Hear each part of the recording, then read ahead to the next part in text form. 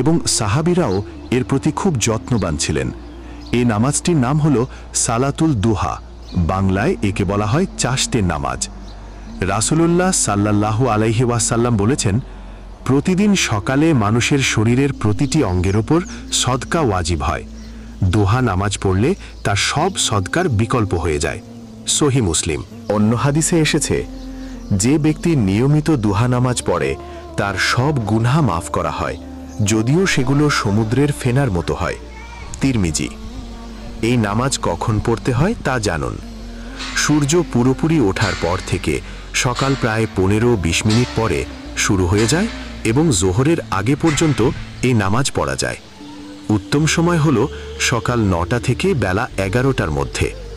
অনেকে এই নামাজ 2 রাকাত, 4 বা সর্বোচ্চ 8 বা 12 রাকাত পর্যন্ত পড়ে থাকেন। এই নামাজ পড়ার নিয়ম হচ্ছে